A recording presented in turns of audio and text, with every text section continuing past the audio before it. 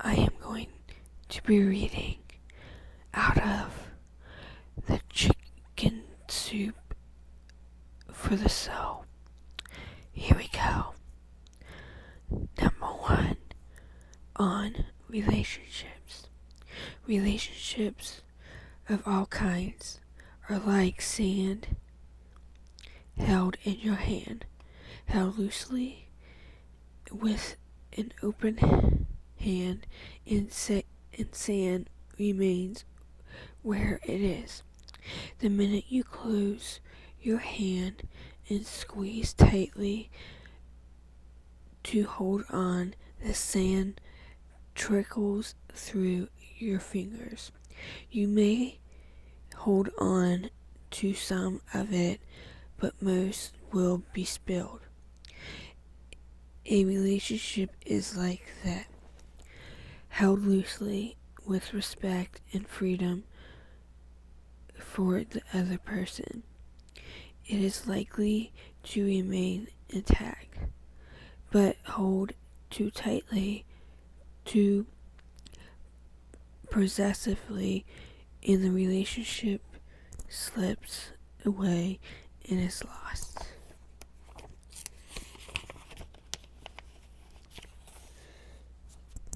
The next thing is called losing the us. When an emotional injury takes place, the body begins a process as natural as the healing of a physical wound. Let the process happen.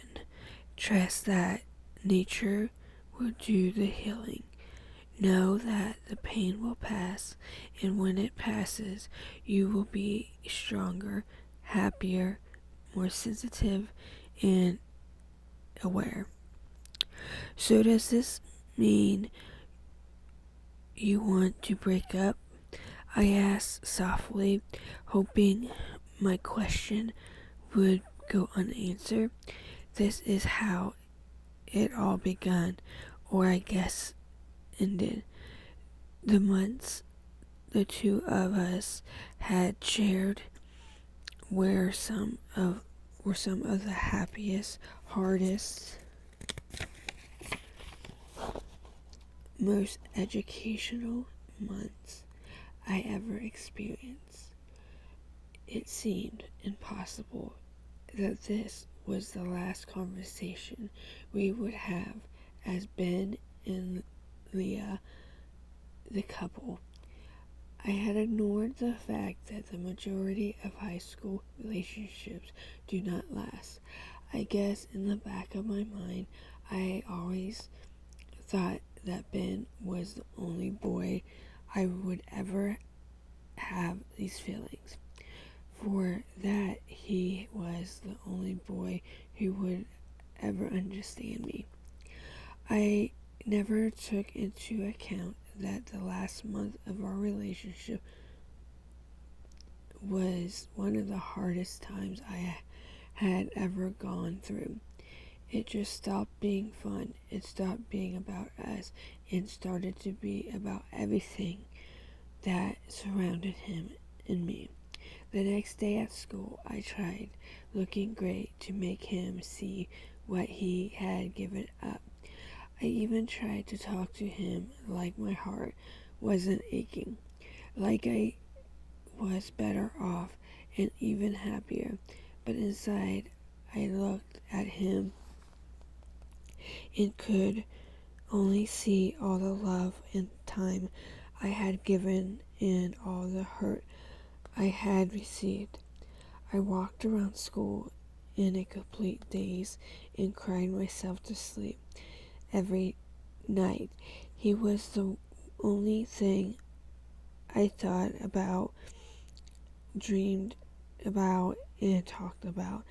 I drove my friends crazy by constantly analyzing the situation. How could it have ended?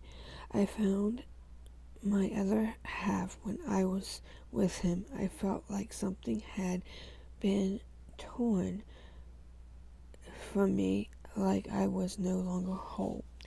One night, I couldn't stand it. I gave up and called him. I didn't last 5 minutes before I broke down and started crying. I told him I had forgotten how to be by myself and that I needed him. I didn't know how to be Leah without Ben. We had been through so much together that I could not imagine getting through this on my own. He told me that he would always care for me, but that it had become impossible to love me. For weeks, I couldn't see him with other girls without thinking that they were dating. I threw myself at different guys. I don't know at exactly what point things started to change. I began spending time with my friends. I joined clubs and made after-school plans. I was doing all I could to stay busy. Slowly, I began to have fun by myself without Ben. Beyond that, I discovered things I liked doing always I could be for help. I lent a sympathetic ear to others who were hurting. I began to smile and finally to laugh again. Whole days would pass without a thought of Ben. I would see him at school and wave. I was not ready to be friends with him.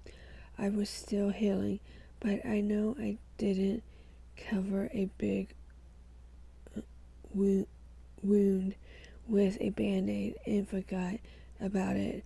I let the wound heal itself and felt enough pain to know that I had truly cared for him.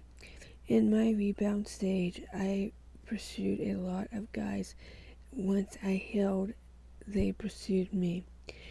The wonderful thing that happened was that I learned how to be a whole person, not half a couple. I'm in a new relationship now, and eventually we will probably break up, and it will be hard, and I will cry and feel just as much, if not more pain. But I had to ask myself if never caring for someone so that I wouldn't feel that hurt was worth it. I know now that the famous quote is true. Better to have loved and lost than never to have loved at all, because no matter what, loving yourself can heal anything. So guys, I want to say thank you for listening to this ASMR. I will be reading these stories, and I hope you enjoy. Remember to subscribe and hit that notification bell and join the beautiful butterflies, because you are unique and amazing. Bye.